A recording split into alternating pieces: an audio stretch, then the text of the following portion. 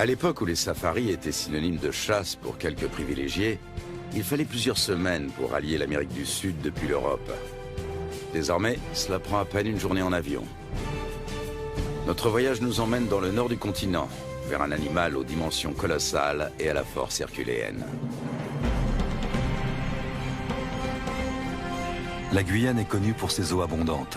C'est dans les rivières que vit l'imposante anaconda.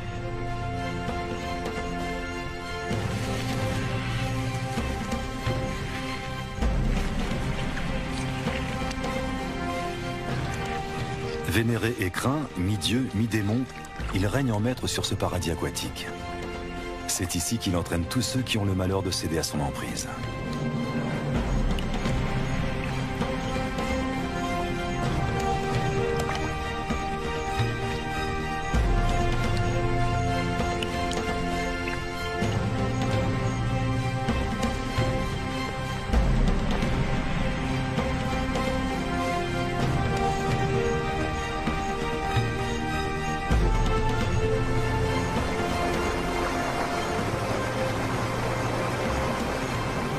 L'eau est l'élément essentiel de son habitat.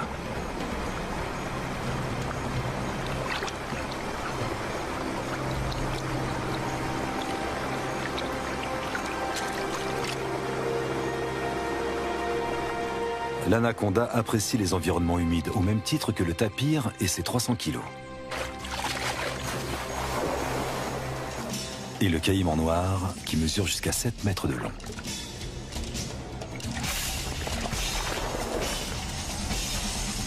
Pour les capybaras, partager le territoire des anacondas n'est pas de tout repos.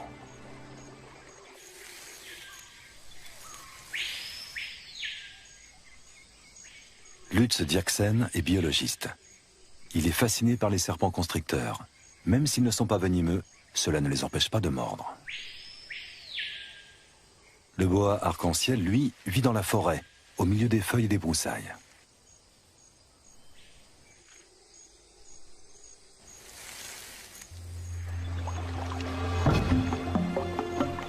Dès 4 heures du matin, nous avons commencé à charger les 3 bateaux avant de nous mettre en route, à la recherche du grand anaconda.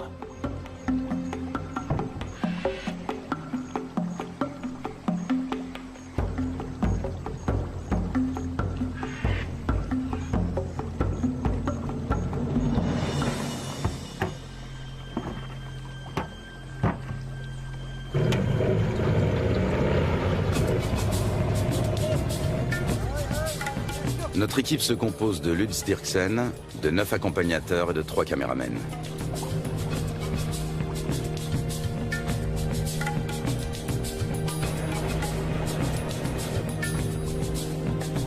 Même en pleine saison sèche, le niveau de l'eau est toujours très élevé. C'est de plus en plus souvent le cas ces dernières années. Pas un seul banc de sable isolé où les animaux pourraient prendre le soleil.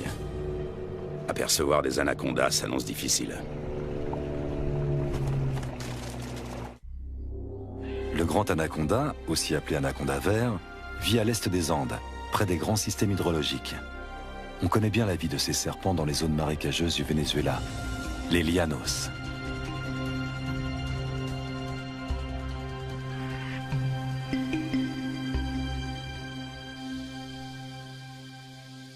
Là-bas, les anacondas mesurent rarement plus de 4,5 mètres de long. Leur proie préférée, ce sont les capybaras, les plus grands rongeurs au monde dont les dimensions peuvent atteindre celles d'un chien berger.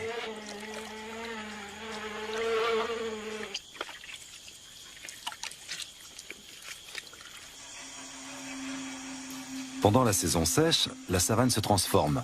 Les lacs deviennent de vastes champs de boue durcie.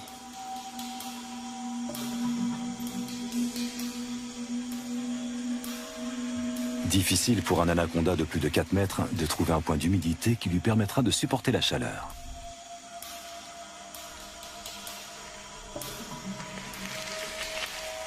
Les petits spécimens ont moins de mal à survivre.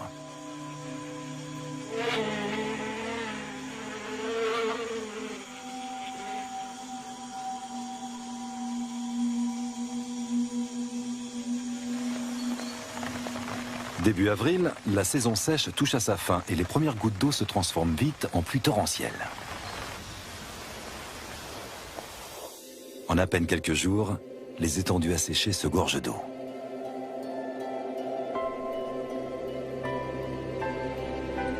L'anaconda retrouve enfin son élément de prédilection. De toutes parts, la savane verdit et renaît à la vie.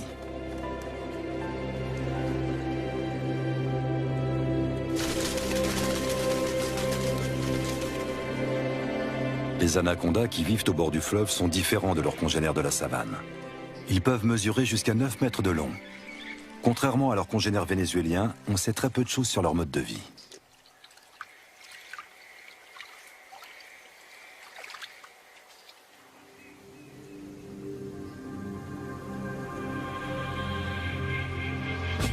Notre première journée de voyage touche à sa fin à Riwa, le dernier village qui borde la rivière. Un monde sauvage nous attend ensuite.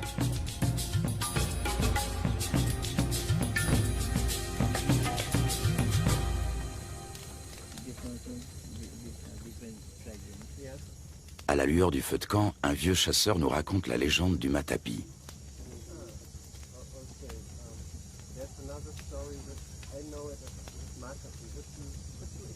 Cet ustensile permet aux femmes d'extraire le jus toxique du manioc. L'idée en est venue à un chasseur alors qu'il observait un anaconda en train de se nourrir. Il a conçu une clé faite de lianes qui imite les mouvements de contraction du serpent en train d'avaler sa proie.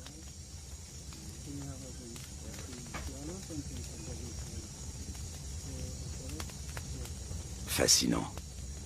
Tout autant que le ciel qui brille de 1000 étoiles au-dessus de nos têtes.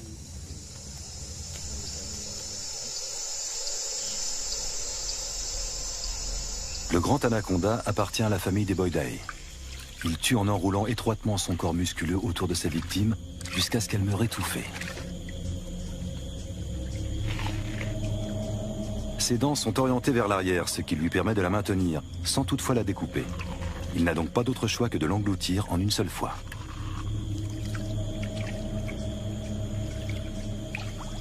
Sa mâchoire et son corps sont capables d'une extraordinaire dilatation. Comme il ne peut déglutir, il détend puis contracte ses muscles.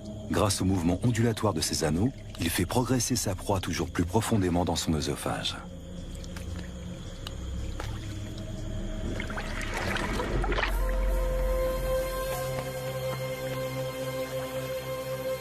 Un groupe de becs en ciseaux prend son envol dans la lumière du petit matin.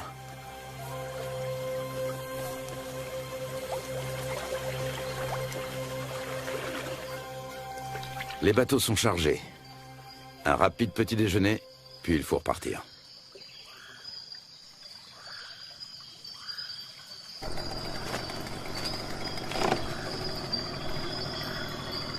Encore 3 longues journées de bateau nous attendent.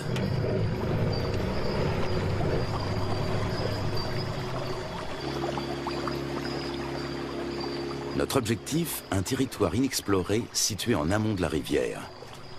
Il y a 2 ans, des chasseurs y ont observé des anacondas de plus de 6 mètres de long.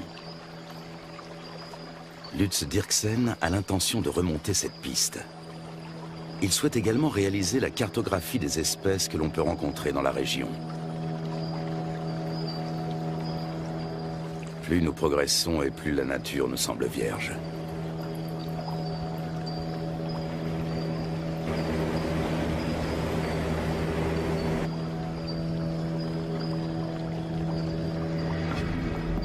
Avec un tel niveau d'eau, les caïmans noirs ont bien du mal à trouver un endroit où se prélasser. Les plus gros spécimens, eux, ont trouvé leur place au soleil.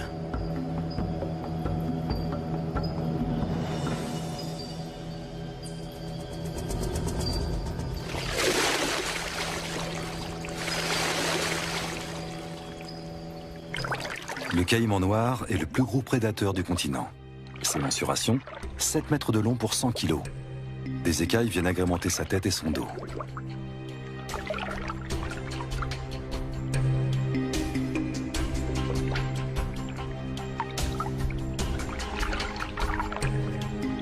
La peau cuirassée de son ventre et de sa gorge est particulièrement épaisse et dure. Sa mâchoire supérieure est typique de son espèce. Toute dent qui tombe repousse invariablement. Les petits points qui ornent son museau sont autant de récepteurs ultrasensibles qui lui permettent de localiser ses proies. Au fil de l'évolution, les crocodiliens, dont font partie les caïmans, ont su imposer leur domination. Après plusieurs heures de trajet, une pause est la bienvenue. C'est Lutz Dirksen qui tient le journal de l'expédition. Ses observations précises sur les espèces rencontrées lui seront plus tard d'une grande utilité. Notre campement sur la rive a éveillé l'intérêt des caïmans. Prudemment, mais non sans une certaine curiosité, ils viennent y voir de plus près.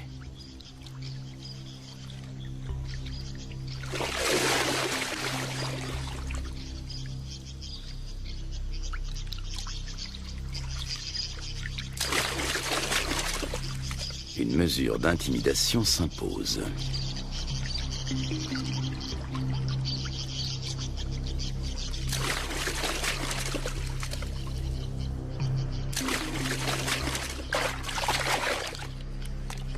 Dans l'eau, le caméraman se fait tout petit.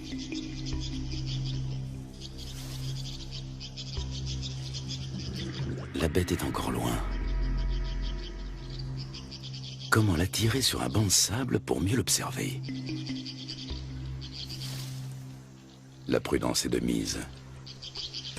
Le caïman commence par suivre le comportement des vautours. Une fois sûr qu'aucun danger ne menace, il vient récupérer les restes de repas que nous avons disposés en guise d'appât.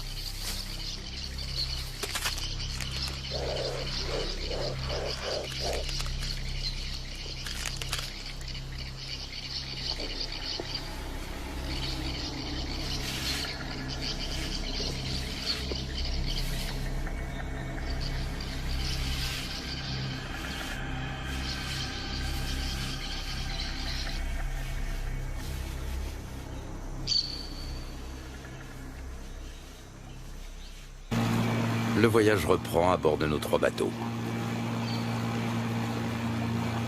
Dans ce virage, la rivière a creusé une profonde entaille dans la berge et coule désormais tout droit.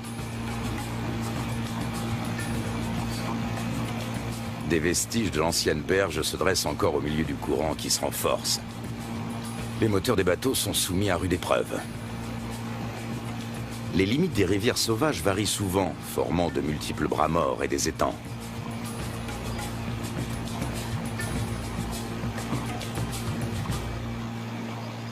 L'après-midi suivant, nous croisons une famille d'otaries géantes. Les Indiens les attirent grâce à un cri bien particulier.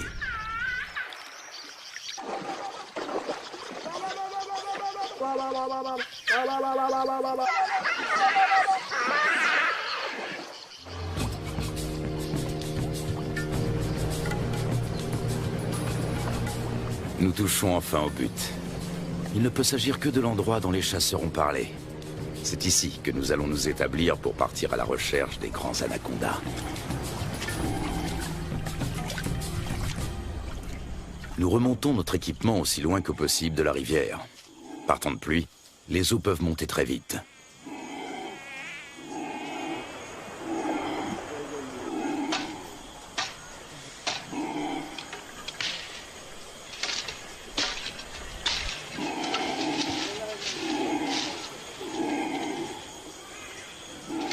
Sous les cris de protestation des singes hurleurs, nous installons 4 bâches imperméables.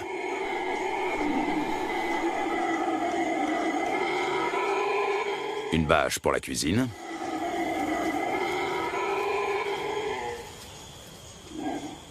Une pour l'équipement de tournage. Et 2 pour nos hamacs.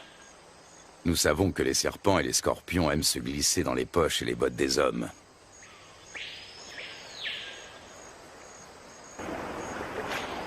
Du poisson frais vient compléter nos rations de riz, de pâtes et de haricots.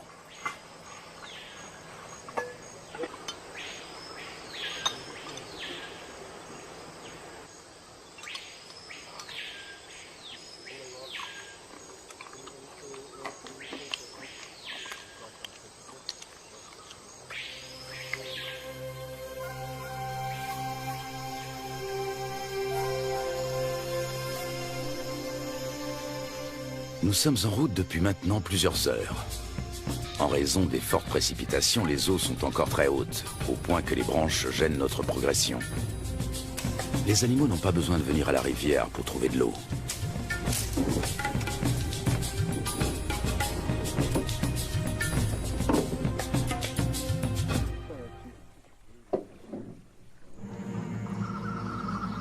Durant la saison des pluies, les anacondas suivent l'eau jusque dans la forêt. Ils passent toute leur vie dans les marécages. Même leur venue au monde a lieu en milieu aquatique. Dans le corps de leur mère, les embryons grandissent à l'intérieur des œufs. Lorsque ceux-ci sont prêts à éclore, les jeunes s'extirpent de la coquille avant d'être sortis du ventre de la mère. Ils naissent ensuite sous forme de petits serpents parfaitement développés. Ils sont tout de suite dans leur élément. Le nombre de jeunes dépend du gabarit de la mère. Chez une grande femelle, une portée peut compter plus de 80 serpenteaux.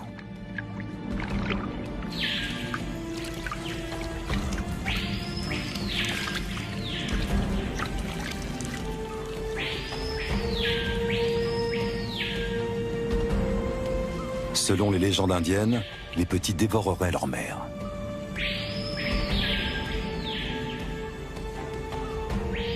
Un certain nombre de serpenteaux s'éloignent quelques minutes à peine après leur naissance. Ce sont déjà des prédateurs à part entière avec un redoutable instinct de chasseur.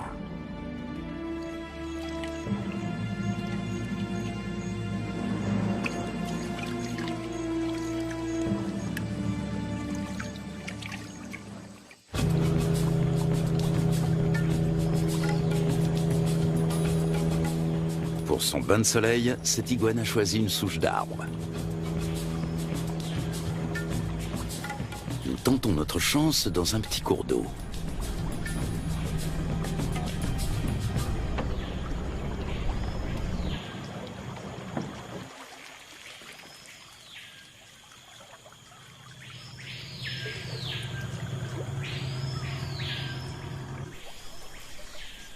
Aux aguets, notre capitaine a repéré un mouvement et attrapé le responsable.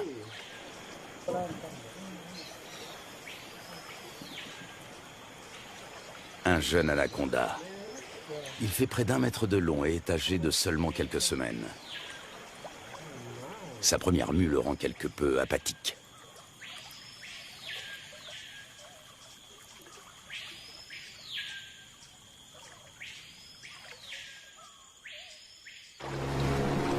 De retour à bord du bateau, le soleil se fait brûlant. La saison sèche semble enfin arriver. Il faudra toutefois attendre plusieurs jours pour que le niveau des eaux baisse.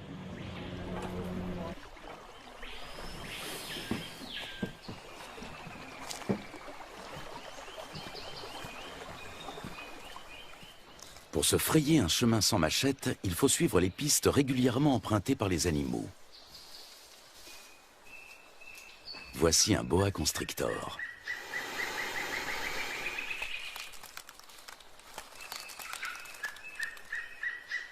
Nous sommes trop grands pour lui servir de proie, mais cela ne l'empêche pas d'essayer de nous intimider.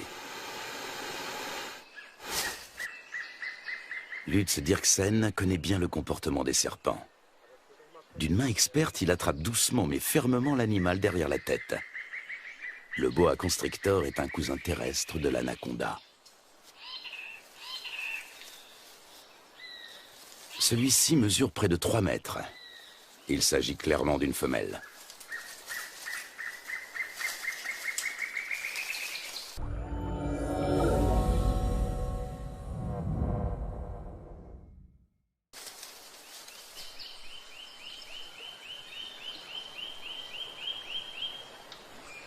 Encore un jeune anaconda. Lorsqu'ils sont âgés d'à peine quelques jours, ils se montrent particulièrement agressifs.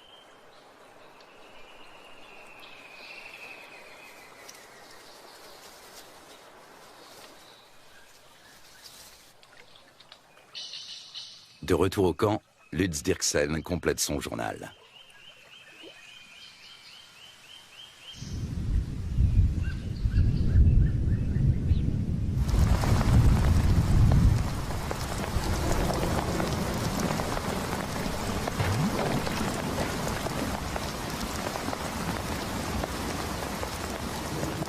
Ces 4 dernières années, la Guyane n'a pas connu de saison sèche normale. Le manioc a même pourri sur pied.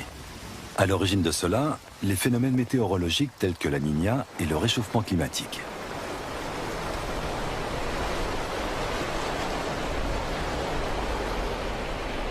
Des pluies torrentielles viennent grossir les cours d'eau.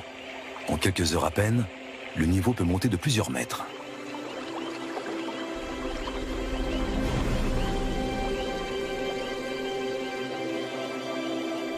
Les forêts qui bordent les rivières ont l'habitude de ces caprices saisonniers.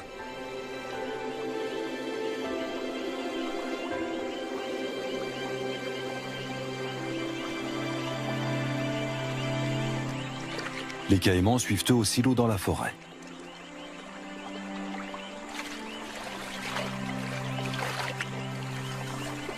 Même le tapir trouve de la nourriture sous l'eau. En plus des fruits et des feuilles, il est friand de plantes aquatiques. Il faut dire que dans l'ombre des sous-bois, ce gros ongulé peine à trouver de quoi se nourrir correctement.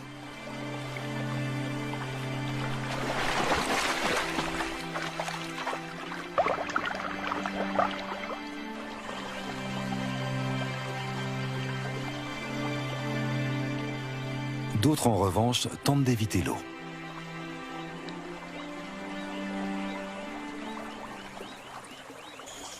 Au beau milieu de la nuit, le niveau d'eau a encore subitement monté de plus de 3 mètres.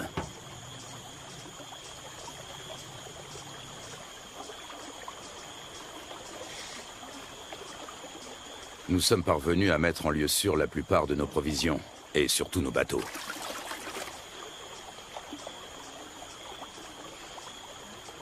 Il faut dresser maintenant le bilan des dommages.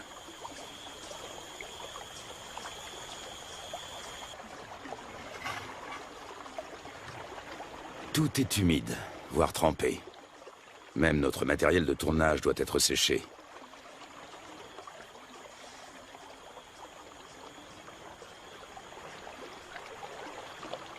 Continuer ou faire demi-tour? Telle est la question. Si nous voulons rester, il nous faut un campement en amont des cascades. À condition de venir à bout de celle-ci.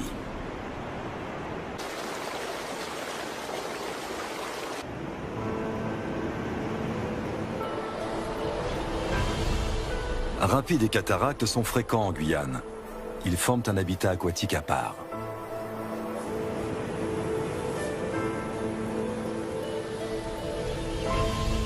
Les vautours s'attribuent les victimes de noyades.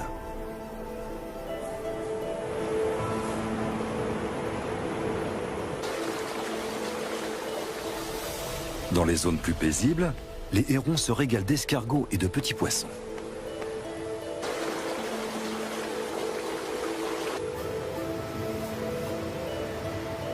Les loutres géantes, elles, aiment chasser dans les remous poissonneux.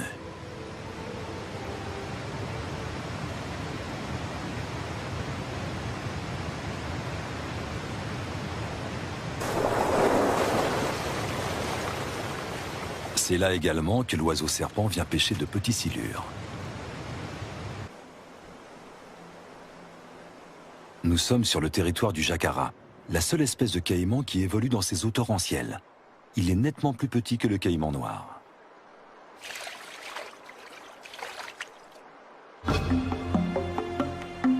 Après en avoir débattu, la décision est enfin prise. L'équipe va se séparer. Un bateau va prendre le chemin du retour. L'équipe de tournage, accompagnée de 6 des guides, va relever le défi et continuer la route vers l'amont. Impossible de savoir ce qui nous attend. Peu de gens se sont déjà aventurés au-delà de ces cascades. Pour y parvenir, il nous faut des troncs d'arbres. Ils vont nous servir à faire avancer les bateaux tout en protégeant leurs coques. Chacun d'entre eux pèse près de 300 kilos.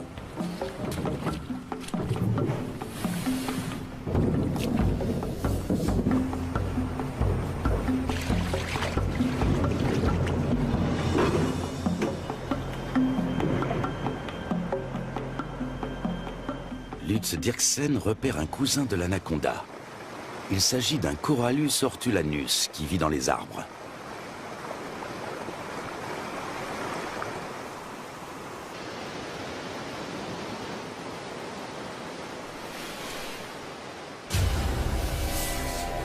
Ce boa de couleur verte est connu pour son agressivité, mais fort heureusement, il n'est pas venimeux. Lorsqu'il attaque, il se cramponne à sa proie.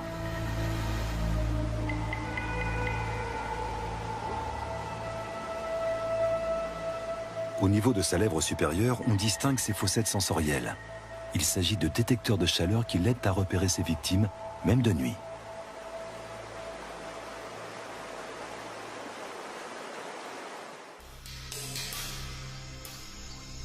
L'anaconda aussi s'oriente grâce à la chaleur corporelle dégagée par ses proies lors de la chasse.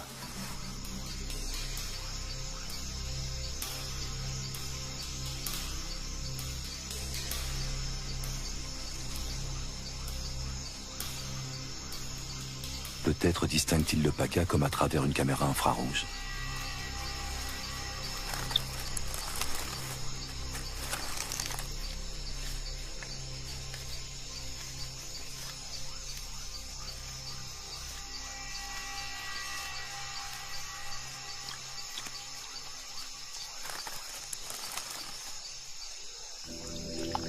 Le plus souvent, l'anaconda chasse en restant immobile sous l'eau, attendant qu'une proie arrive à sa portée. Seul son nez et ses yeux dépassent discrètement de la surface.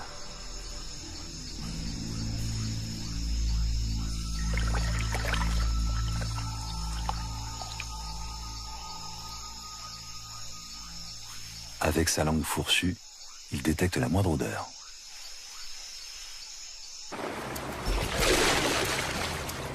Nous progressons bien plus péniblement que nous ne l'avions imaginé. À la cascade succèdent des rapides, puis une nouvelle cataracte, puis encore des rapides. Impossible de naviguer, il y a trop de rochers sous l'eau. Le doute commence à s'installer.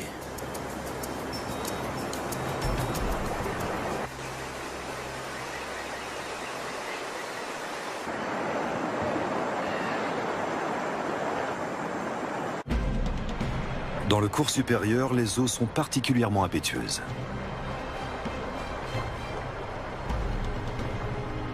Jalonnés d'îlots et de rochers, de nombreux rapides se frayent un chemin à travers la contrée sauvage. Souvent, ils sont impraticables sur plusieurs kilomètres.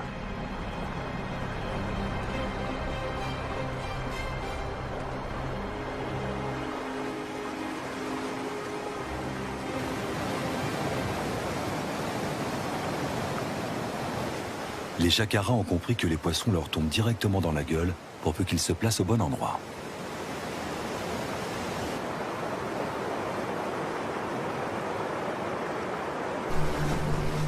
Au bout d'à peine quelques centaines de mètres, une nouvelle cataracte nous ferme le passage. Une fois de plus, impossible de passer.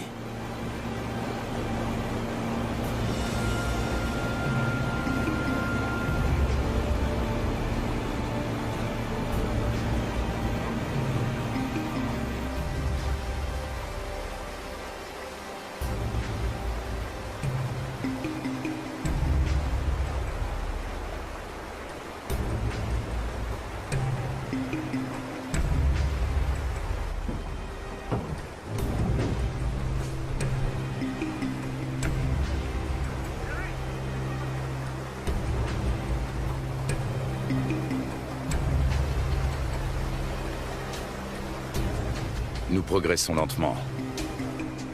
Souvent, la voie se referme et il faut rebrousser chemin pour tenter notre chance dans un nouveau bras.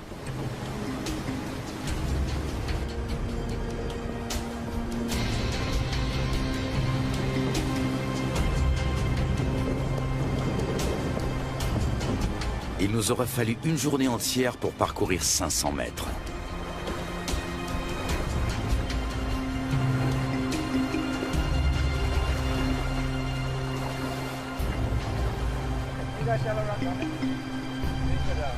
Alors que nous nous apprêtons à renoncer, le fleuve change de visage pour redevenir enfin navigable.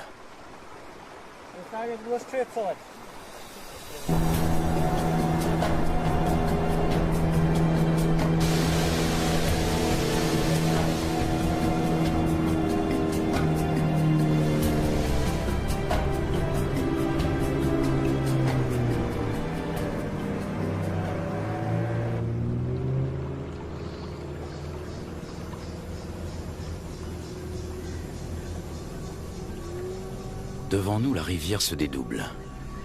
Un monde intact nous attend.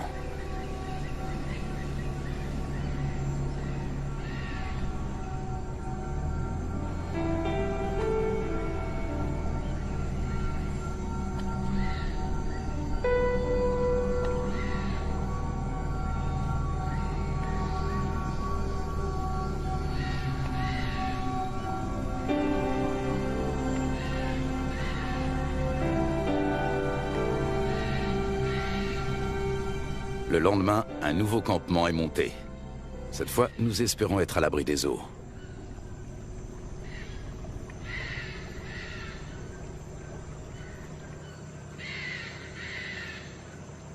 Non loin de notre campement, nous tombons sur un groupe de capybaras. L'un d'entre eux arbore sur le flanc une tache rougeâtre qui ressemble fort à une morsure fraîche.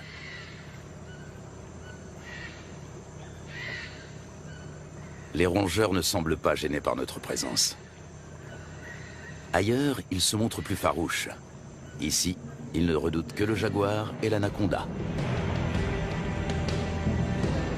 Et puis, au milieu d'un enchevêtrement de branches, il est là, immobile. Il a pourtant perçu notre présence depuis un bon moment.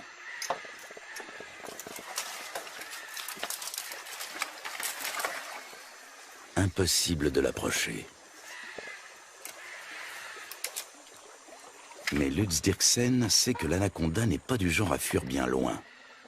Il retente sa chance. Une prise solide au niveau de la tête, une autre à l'endroit le plus large du corps, et le serpent ne peut plus lui échapper.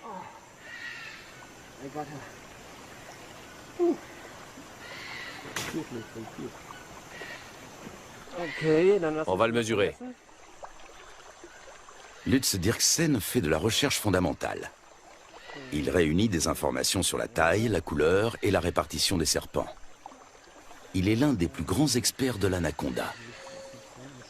Personne n'a jamais examiné d'aussi près ce spécimen aquatique.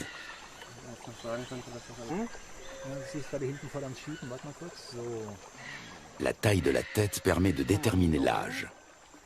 Plus la tête est importante comparée au corps, et plus le serpent est vieux. À présent, Lutz va déterminer son sexe.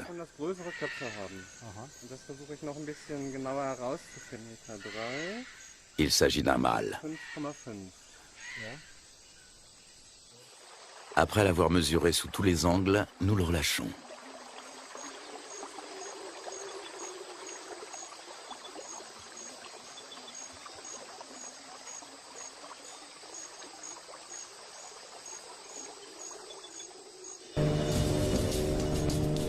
Les jours suivants, notre quête d'un spécimen de grande taille se poursuit.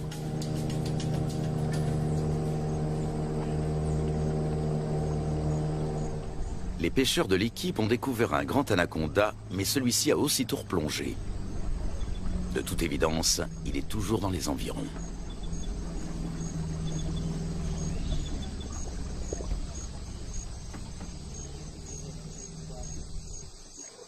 Nous décidons de passer le coin au peigne fin.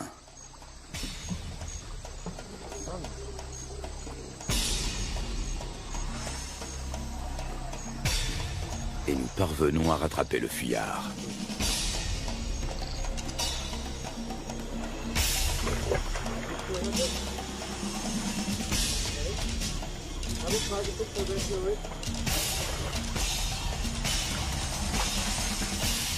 Ce serpent va à son tour être mesuré.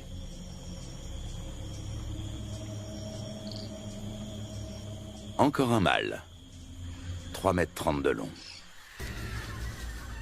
Les anacondas mâles sont bien loin d'atteindre la taille des femelles.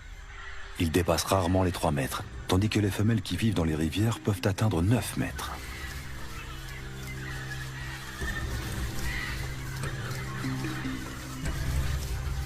Les mâles trouvent les femelles prêtes à l'accouplement en suivant les phéromones qu'elles émettent.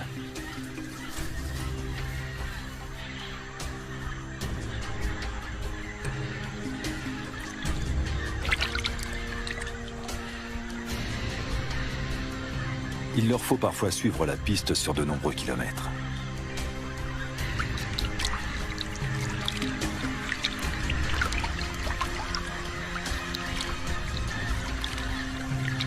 Il arrive que plus d'une douzaine de mâles s'enroulent autour d'une même femelle. En ondulant, ils tentent de repousser les assauts de leurs rivaux.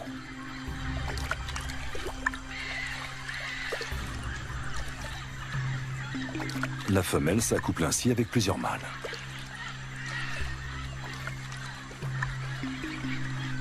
Dans les mythes indiens, l'anaconda à plusieurs têtes est une divinité récurrente. Cet enchevêtrement amoureux en est peut-être l'origine.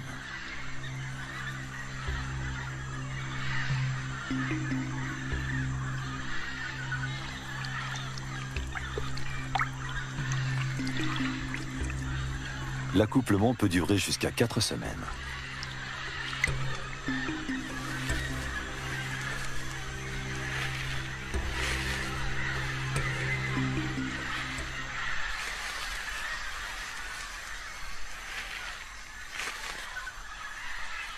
Les mâles repartent ensuite, chacun de leur côté.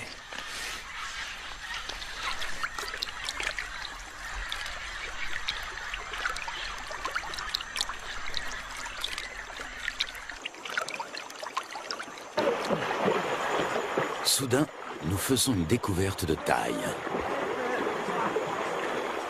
Un serpent géant tout près de la rive.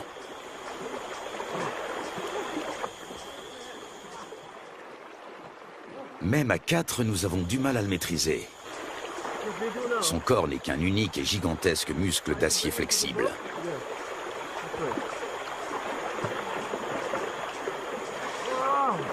Il doit avoisiner les 200 kilos. Il s'agit d'une femelle.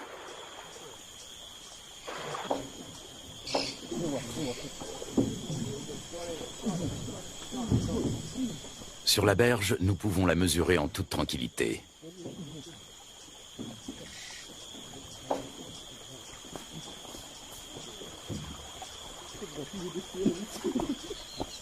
Un sac sur la tête devrait la calmer.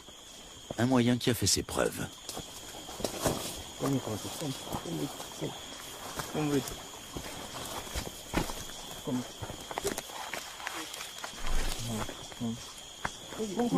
Nous parvenons à la ramener à terre sans trop de résistance. Avec sa taille, elle ne connaît plus aucun prédateur naturel.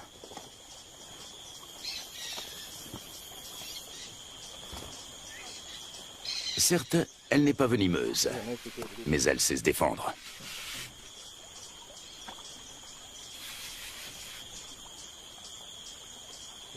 Tenez-la, pendant que je mesure. Une telle géante peut infliger de graves blessures. Une fois refermées sur leur proie, ces mâchoires ne se rouvrent pas facilement. Solides, acérées et orientées vers l'arrière, ses dents sont de véritables crochets. On distingue parfaitement sa trachée située à l'avant de la gueule.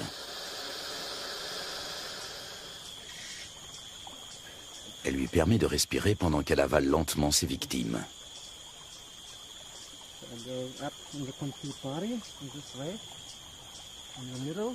L'anaconda fait jouer ses muscles. Difficile de prendre ses mesures.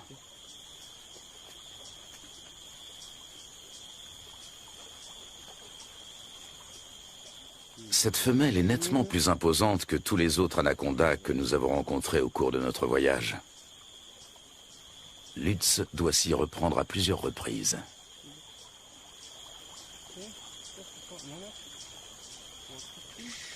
« 4,50 m.